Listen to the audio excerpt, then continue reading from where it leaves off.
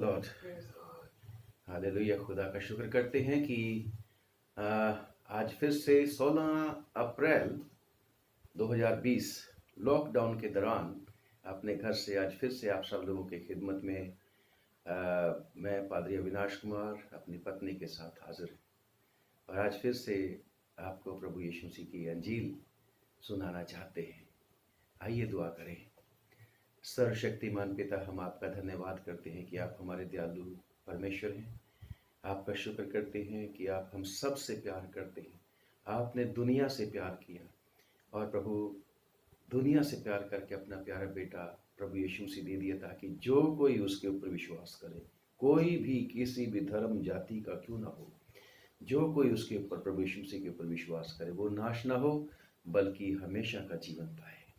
प्रभु मेहरबानी करके आज की हमारी इस छोटी इबादत पर तेरी बहुत बड़ी बरकत हो। प्रभु मेहरबानी करके प्रभु दया करके हमारे वचन के पढ़े जाने पर बहुत आशीष देना और मेरे बोलने और खुदा तेरे वचन को प्रचार करने में तू मदद करना। प्रभु यीशु मसीह के नाम से मांगते हैं, आमीन।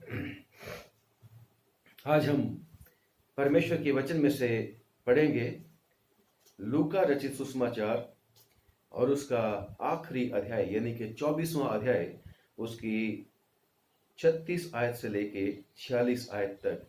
Luke chapter 24 and verses 36 through 46.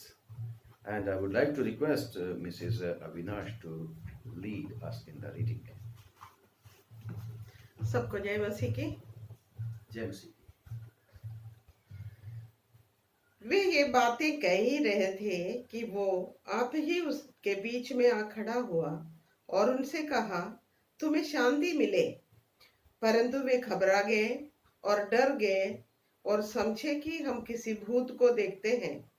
उसने उनसे कहा, क्यों घबराते हो और तुम्हारे मन में क्यों संदेह उठते हो? मेरे हाथ और मेरे पांव को देखो कि मैं वही हूँ। मुझे छू कर देखो, क्योंकि आत्मा के हड्डी मांस नहीं होता जैसा मुझ में देखते हो। ये कहकर उसने उन्हें अपने हाथ पांव दिखाए। जब आनंद के मारे उनको प्रतीति ना हुई और आश्चर्य करते थे, तो उसने उनसे पूछा, क्या यहाँ तुम्हारे पास कुछ भोजन है? उन्होंने उसे भुनी मछली का एक टुकड़ा दिया। उसने लेकर उनके सामने खाया। फिर उसने उनसे कहा, ये मेरी वे बातें हैं जो मैंने तुम्हारे साथ रहते हुए तुमसे कही थी कि अवश्य है कि जितनी बातें मूसा की व्यवस्था और भविष्यद्वक्ताओं और भजनों की पुस्तकों में मेरे विषय में लिखी है सब पूरी हो। तब उसने पवित्र शास्त्र बूझने के लिए उनकी समझ खोल दी और उनसे कहा, यूं लिखा है कि मसीह दुख उठाएगा और तीसरे दिन मरे हुए में से जी उठेगा। एक खुदावंत का इंजील है। इसके पढ़े और सुने जाने पर हम सबको आशीष मिले। आमीन। आमीन। Thank you very much. Thank you very much. Hallelujah. Yeshu Masih के नाम से तेरे नाम ते जिथे खलोवा काम हो वन पूरे मेरे। खुदा का शुक्र करते हैं कि आज फिर हम जीवित रह सके और हम सबको परमेश्वर ने संभाला, आशीषें दी। प्यारे विश्वासियों, कल जब हम आपसे बात कर रहे थे तो कल आपके साथ अम्माउस को जा रहे दो चेले प्रभु यीशु मसीह के थे, उनकी बातें की थी और जिनमें से एक का नाम क्लियोपास था और उनकी आंखें कैसे बंद थीं और प्रभु यीशु मसीह की प्रेजेंस जब उनके साथ रही और प्रभु यीशु मसीह को जब उन्होंने अपने घर में इनवाइट किया तो उनकी आंखें प्रभु यीशु मसीह ने अजीब रीति से खोल दी और वो प्रभु यीशु मसीह को पहचान पाए और आनंद से भर गए थे। ऐसे ही जब प्रभु यीशु मसीह हमारे जीवन में आ जाते हैं तो हमारा जीवन शोक से आनंद में बदल जाता है। परंतु आज फिर से हम प्रभु यीशु मसीह के जी उठने के बारे में बातें करेंगे, क्योंकि इसके अलावा एक विश्वासी के पास कोई और विषय नहीं होना चाहिए कि वो कह सके कि मेरा प्रभु यीशु मसीह जीवित है। परंतु जब ये दोनों आदमी उसी दिन उसी घड़ी उठकर चेलों के पास वापस यरूशलेम में पहुंचे, तो उन्होंने पाया कि चेले सारे के सारे इकट्ठे थे। और जब मरकुस की अंजील पढ़ते हैं और 16 अध्याय और उसकी 10वीं आयत में लिखा है कि वो सब रो रहे थे, बहुत ही उदास शोक में डूबे हुए थे और रो रहे थे। और जब दोनों ने जाके बताया कि हमने प्रभु यीशु मसीह को देखा है और प्रभु यीशु मसीह ने हमसे ऐसी ऐसी बातें की हैं, तो इन 11 चेले जो रह गए थे, एक तो अलग हो गया था, यहूदा इस्करियोती, आपको पता है उसका क्या हशर हुआ था। और इन 11 चेलों ने इन दोनों की बातों के ऊपर विश्वास नहीं किया। परंतु देखिए प्रभु कितना प्यार करता है। कितनी ही बार मैं और आप जब प्रभु की बातों को विश्वास करने में मतिमंद हो जाते हैं या धीरे पड़ जाते हैं, तो प्रभु इंतजाम करता है। अगर हम सचमुच में प्रभु को बहुत ही प्यार करते हैं और हमारे मन में प्रभु के पीछे चलने के लिए लगन होती है, परंतु कुछ बाधाएं आ जाती हैं जो हमें प्रभु के ऊपर विश्वास करने में रोकते, तो प्रभु यीशु मसीह का वचन बार बार फर्क तरीके से हमारे पास आता है। जैसे इस आज के प्रभु यीशु मसीह के जी उठने के संदर्भ में पहले प्रभु यीशु मसीह ने फरिश्तों के जरिए औरतों से बातें करी, मरियम मगदलीनी वगैरह से। मरियम मगदलीनी वगैरह ने उनको बताया, चेलों को आके बताया, और फिर 2 और लोगों ने बताया, तब भी इनको विश्वास नहीं हो रहा। तो लिखा है परमेश्वर के वचन में कि प्रभु यीशु मसीह आप उस जगह पर अपीयर होते। आज हम लूका की अंजील ही के ऊपर जिक्र कर रहे हैं। मैं आपको यूहन्ना की अंजील वाला वृतांत नहीं बता रहा, मैं सिर्फ लूका की अंजील वाला बता रहा हूं। और लूका ने इसको इस तरीके से बताया कि जब प्रभु यीशु मसीह उनके बीच में आए, तो पहला काम क्या था प्रभु यीशु मसीह का? उन शोक में डूबे हुए लोगों को, उन रोने वाले लोगों को चुप कराने के लिए क्या कहा कि तुम्हें शांति मिले। प्रभु यीशु मसीह शांति का दाता है, शांति उसी के पास है। और आज तो कोरोना वायरस की वजह से लोग बड़े अशांत हैं, बड़े डरे और घबराए हुए, और समझ नहीं आता क्योंकि इसका इलाज ही नहीं है। कोरोना वायरस का कोई इलाज ही नहीं। और सबसे और दुखदाई चिंता की बात यह है कि ये कोरोना वायरस जैसी खबरें सुनते हैं कि जो ठीक हो जाते हैं, ये कोरोना वायरस फिर जाके उनको पकड़ लेता है, और ज्यादा मुश्किल की बात हो जाती है। परंतु खुदावंद यीशु मसीह हर एक परेशानी का इलाज है प्रियो। शोक में डूबे हुए लोगों को, घबराए हुए लोगों को, निराश लोगों को, परेशान लोगों को खुदावंद यीशु मसीह जो जीवित है आके शांति और तसल्ली देता है, आराम देता है। और चाहे वो शोक में डूबे हो किसी भी वजह से, चाहे वो अपने कितनी सारी चिंताएं हैं उनमें है, तो प्रभु यीशु मसीह उनको शांति देता है। परंतु यहाँ पर आज की घटना में जो हम देख रहे हैं कि चेलों को विश्वास नहीं होता कि सचमुच में ये प्रभु यीशु मसीह हमारे बीच में आ गए हैं, बल्कि इसके उलट क्या होता है? इसके उल्ट ये होता है कि वो प्रभु यीशु मसीह को अपने बीच में देख के घबरा गए और वो डर गए और उनको संदेह उत्पन्न होने लग पड़े। और क्यों संदेह उत्पन्न होने लग पड़े? क्यों डर गए, क्यों घबरा गए? उनको तो खुश होना चाहिए था। उनको प्रॉब्लम ये हो गई कि हम किसी भूत को देख रहे। कैसी अजीब बात है। उनका अति प्रिय गुरु प्रभु यीशु मसीह, जो लगातार उनके साथ रहा इतने वर्ष, 3.5 साल की मिनिस्ट्री तकरीबन प्रभु यीशु मसीह की थी, और लगातार रात दिन ये लोग उसके साथ रहे। और इतना ही नहीं, प्रभु यीशु मसीह ने जब उनको अधिकार दिए थे कि जाओ दुष्ट आत्मा को निकालो, बीमारों को चंगा करो, मुर्दों को जीवित करो, और जब आप पढ़ते हैं लूका की अंजील में और उसके 10वें अध्याय में कि जो भेजे गए थे उन्होंने आकर रिपोर्ट करी, प्रभु यीशु मसीह अब तो दुष्ट आत्माएं भी हमारे बस में है, हमारे कंट्रोल में है। और अभी ये देख के कि ये तो भूत है, तो प्रभु यीशु मसीह को देख के डर गए, घबरा गए। और ये पहला विषय नहीं था कि वो भूत से डरे, बल्कि जब आप लोग पढ़ते हैं प्रभु यीशु मसीह जब उनके साथ चेलों के साथ नाव में थे, बड़ा तूफान आ गया था, तो तब भी वो जो चेले प्रभु यीशु मसीह को पानी के ऊपर चलता हुआ जब उन्होंने देखा था, तो वो प्रभु यीशु मसीह को देख के डर गए थे और चिल्ला उठे थे कि ये शायद हमारा नाश करने के लिए भूत आ गया। And they did not use the authority that Lord Jesus Christ had given them. वो अथॉरिटी जो प्रभु यीशु मसीह ने उनको डिसेंट्रलाइजेशन के अधीन कर दी थी, उस अथॉरिटी का उन्होंने इस्तेमाल नहीं किया, बल्कि घबरा गए। और अब तो मैं सोचता हूं कि इनको ये निराशा थी कि भाई तब तो प्रभु यीशु मसीह हमारे साथ होते थे कि हमें यह विश्वास होता था कि प्रभु यीशु मसीह अपने आप ही संभाल लेंगे, अगर कोई बात हो जाएगी तो हमारे कंट्रोल से बाहर होगी तो प्रभु यीशु मसीह है ना, गुरुजी है ना।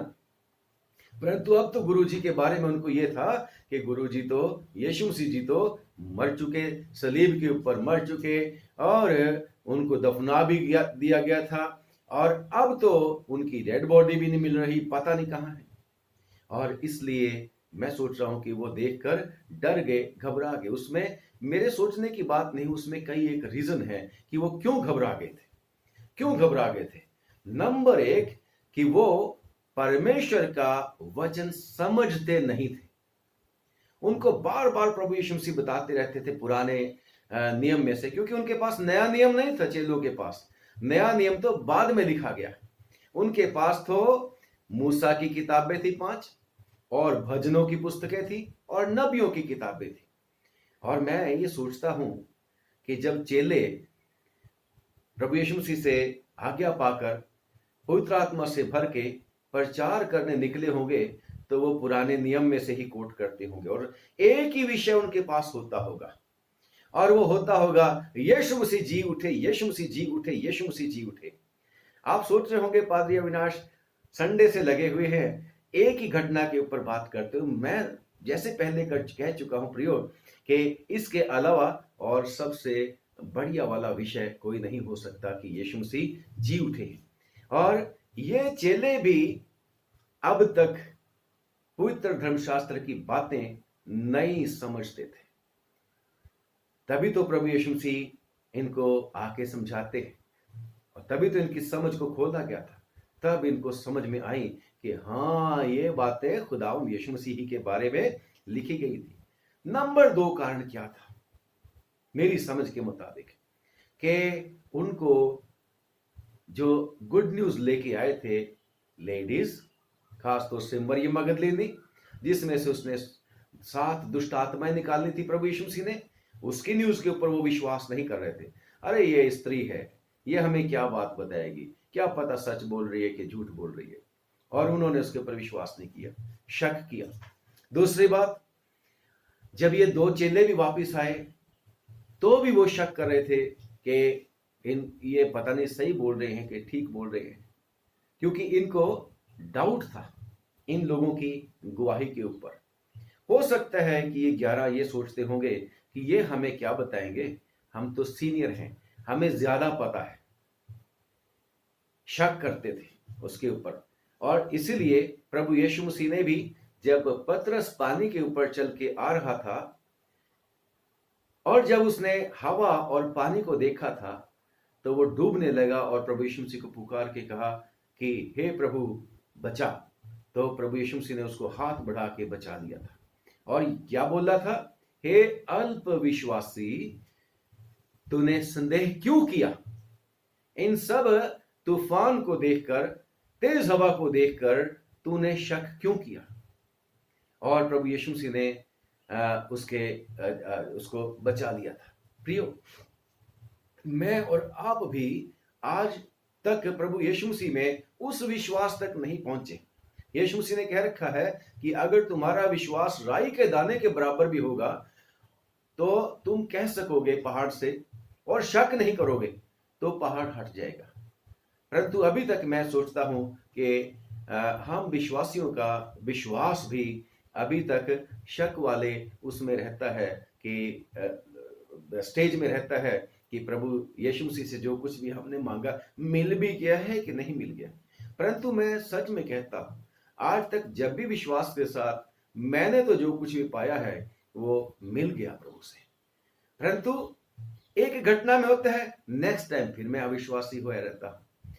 ये मैं अपनी बात करता हूं, आप मुझसे ज्यादा अच्छे हैं, ज्यादा विश्वास में स्ट्रांग हो सकते हैं, परंतु मैं तो अपनी बात कहता हूं।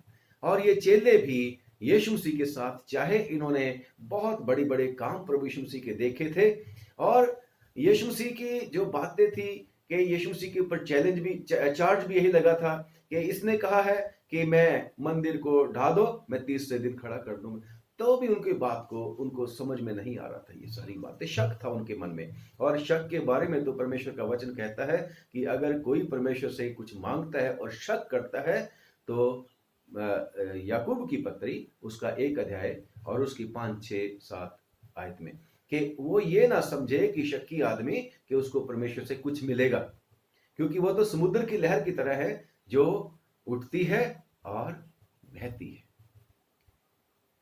वो मनुष्य दुचित्ता है, चंचल है। परमेश्वर हमारे ऊपर रहम करे कि हमें विश्वास, हमारे विश्वास को बढ़ाए। तीसरी बात जो मैं समझता कि उनको क्या प्रॉब्लम थी कि उनके मन जो थे बड़े बेचैन थे, बड़े घबराए हुए थे, बड़े परेशान थे वो। और जब कभी हम लोग परेशानी में और दुख में होते हैं तो हमें कई बार शांति नहीं मिलती। जैसे मूसा की कहानी में, जब मूसा प्रभु का वचन लेके मिस्रियों के पास पहुंचा, इस्राएलियों के पास पहुंचा, तो निर्गमन की किताब और उसका 6वां अध्याय और उसकी 9वीं आयत में लिखा है कि मूसा ने जब उनको प्रभु का पैगाम दिया तो उन लोगों ने उसकी सुनी नहीं। क्यों? लिखा है मन की बेचैनी के कारण और उस क्रूरता के कारण जो दास्तव की दशा में उनके ऊपर होती थी। प्रियो, जब हम बहुत ज्यादा डिस्टर्ब होते हैं, बहुत ज्यादा परेशान होते हैं तो हमें इन सब बातों के ऊपर विश्वास नहीं होता जो शांति की बातें अक्सर लोग किया करते हैं। परंतु शांति मिलती है सिर्फ और सिर्फ प्रभु यीशु मसीह के नाम से। आज भी हम सब लोग लॉकडाउन के दौरान अपने अपने घरों में हैं। कुछ दिनों के बाद परमेश्वर मेहरबानी करेगा, दया करेगा, तरस खाएगा, इसका सॉल्यूशन निकलेगा और हम सब लोग अपने अपने काम पे फिर लौटेंगे प्रभु की दया से। अगर प्रभु चाहेगा ना, हम तो दुआ मांगते तो दुआ का उत्तर तो मिलेगा। तो जब हम निकलेंगे शायद हम में से फिर किसी को समय नहीं मिलेगा कि हम ऐसे ही पारिवारिक तौर से सारा दिन बैठा करेंगे और प्रभु की बातें सुना करेंगे, प्रभु की वचन सुना करेंगे, क्योंकि फिर से इस दुनिया के काम काज फिर से हमें घेर लेंगे और फिर से वही सारी चिंताएं, फिक्रें, भाग दौड़ वो शुरू हो जाएगी। मेरी भी शुरू हो जाएगी, आप लोगों की भी हो जाएगी। परंतु जब तक प्रभु ने मौका दिया है हम सब लोग मिलें, इकट्ठे हों अपने अपने घरों में। प्रभु यीशु मसीह हमारे बीच में होते हैं, वो ओमनी प्रेजेंट है, सब जगह व्यापक है। तो परमेश्वर से प्रार्थना करें कि प्रभु मेहरबानी कर, तू तो जीवता परमेश्वर है, हमारी अविश्वास का इलाज कर। क्योंकि जब हम पढ़ते हैं मरकुस की अंजील और उसका आखिरी अध्याय 16वां अध्याय, मार्क 16 एंड वर्स 14 लिखा है, पीछे में उन 11 को भी जब वो भोजन करने बैठे थे दिखाई दिया और उनके अविश्वास और मन की कठोरता पर उल्हाना दिया, क्योंकि जिन्होंने उसके जी उठने के बाद उसे देखा था इन्होंने उनकी प्रतीति ना की थी। प्रियो, मैं और आप बचपन से प्रभु का वचन सुनते आ रहे हैं, बचपन से। प्रभु मेरे और आपसे भी तो कह सकता है कि तुम्हारे मन की कठोरता की वजह से और अविश्वास की वजह से तुमने विश्वास नहीं किया अभी तक। परमेश्वर हमारे मन की कठोरता को दूर करे और परमेश्वर मेहरबानी करके हमारे विश्वास का इलाज करे। जैसे उस एक आदमी ने जो अपने बेटे को लेके आया था, उसने भी कहा था, हे प्रभु मेरे अविश्वास का इलाज कर। और तीसरी बात कि हे प्रभु मेहरबानी करके पवित्र शास्त्र को समझने के लिए, जिसको हम लगातार पढ़ते आ रहे हैं बचपन से लेके, कितने सारे तो हम काफी बुजुर्ग हो चुके हैं, अभी तक परमेश्वर का वचन समझ नहीं आया। दुआ मांगने की आवश्यकता है कि प्रभु तेरा पवित्र शास्त्र समझने के लिए हमें शक्ति दे दे, हमारी मदद कर दे, और प्रभु शक वाली बात को हमसे दूर कर दे। हमें पूरा विश्वास होना चाहिए कि जिसने कह रखा है कि देखो मैं जमाने के अंत तक तुम्हारे साथ हूं, तो वो साथ है। और हम पूर्ण रूप से अपना बोझ उसके ऊपर डालें और वो हमें छुड़ाने का वायदा करता है। और यीशु मसीह 2000 साल पहले जीवित नहीं हुआ, आज भी प्रभु यीशु मसीह जीवित है। आज भी प्रभु यीशु मसीह जीवित होकर हमारे घरों में रहना चाहता है। हमारे घर में रहकर हमें क्या बोलना चाहता है? तुम्हें शांति मिले। इसलिए घबराने की आवश्यकता नहीं है। कोरोना वायरस को भी प्रभु यीशु मसीह दूर करेंगे और प्रभु यीशु मसीह दया करके तरस खा के हम सबको बचा के भी रखेंगे। परंतु इस समय हम सब लोगों को प्रार्थना करने की आवश्यकता है प्रियो, कि हम एक दूसरे के लिए भी प्रार्थना करें, अपने देश की सरकार के लिए, राज्यों की सरकारों के लिए और सभी स्वास्थ्य कर्मियों के लिए जो रात दिन मेहनत करके हमारी जो बहन भाई बीमार हो चुके हैं उनकी सेवा कर रहे हैं। उन लोगों के भी, पुलिस प्रशासन की भी, वो भी अपने घरों से दूर रहकर रात दिन ड्यूटियां कर करके हम सब लोगों की सेवा कर रहे हैं। परमेश्वर उनको भी शांति और तसल्ली दे, ताकत दे, हौसला दे। और फिर से प्रार्थना करते हैं कि परमेश्वर निराशा में भी आशा उत्पन्न करने वाला है। यीशु मसीह उन चेलों की निराशा को भी उसने आनंद में, उसमें आशा में बदल दिया था। आशा में बदल दिया था। आशा ही नहीं बल्कि उनको सच्चाई में बदल दिया था कि सचमुच में प्रभु यीशु मसीह जी उठा है। प्रभु मेहरबानी करे कि जल्द इस कोरोना वायरस का इलाज मिले और परमेश्वर दया करके तरस खा के इस कोरोना वायरस का अंत करे। परंतु विश्वासियों, एक बात और है कि हमें हमेशा अपने आप को तैयार करके रखना है। ये अकेली मरी नहीं है जो इस दुनिया पे आई है। प्रभु का वचन कहता है कि और भी बहुत सारी बातें होंगी जो हैरान करने वाली हैं। और प्रभु यीशु मसीह कहते हैं कि तुमने घबराना नहीं है, क्योंकि इन बातों का होना अवश्य है। इसलिए हमें जागते और प्रार्थना करते रहना है और प्रभु हमारी मदद करेगा। खुदावन हम सबको आशीष दे, बरकत दे। आइए हम प्रार्थना करेंगे। हे सर्वशक्तिमान, तेरे वचन के ऊपर जो आज बोया गया है, इसके ऊपर आशीष दे दे प्रभु, उसको 100 गुना फलदायी बना दे। और प्रभु हमारे जीवनों में प्रभु जी सचमुच में ये फलदायी होए और प्रभु हम सब लोग मिलकर प्रभु तेरे लिए फल लाने वाले हो सके। प्रभु कोई भी बेफल ना रह जाए। प्रार्थना करते हैं जैसे संभाला आज तक, आगे भी संभालना। तमाम प्रभु लोग जो कोरोना वायरस से संक्रमित हो गए हैं, मेहरबानी से उनको चंगा कर दे, ठीक कर दे प्रभु। और जिनके रिश्तेदार, अजीज, प्रिय लोग इस दुनिया से चले गए, प्रभु उन लोगों को शांति और तसल्ली दे। सब डॉक्टर्स, नर्सेज, पैरामेडिकल स्टाफ के लिए, सब पुलिस प्रशासन के लिए, सब सरकारों के लिए, ना सिर्फ अपने देश की बल्कि तमाम देशों की खुदा लोगों के लिए प्रभु हम प्रार्थना करते हैं। रहम कर दे, दया कर दे, माफ कर दे। ओ खुदावन, देख ले प्रभु किस तरीके से उदास, परेशान लोग होते हैं, कैसे प्रभु जी उन लोगों को समझ नहीं आता, शोक कर रहे हैं कितने प्रभु जी, वो घबराए हुए हैं लोग खुदावन, लेकिन शांति तेरे पास है। प्रभु यीशु मसीह तू आप अपनी शांति सब लोगों तक पहुंचा। तेरा वचन प्रभु सब लोगों से बातें करे और उन्हें शांति दे। प्रभु यीशु मसीह के नाम से दोबारा जब तक एक दूसरे के साथ इस सोशल मीडिया के द्वारा नहीं मिलते, संभाल के रखना, आशीष देना, बचा के रखना। प्रभु यीशु मसीह के नाम से मांगते हैं, आमीन। एक बार फिर से आप सब लोगों को पादरी अविनाश का और मेरी पत्नी स्वर्ण का सलाम पहुंचे। God bless.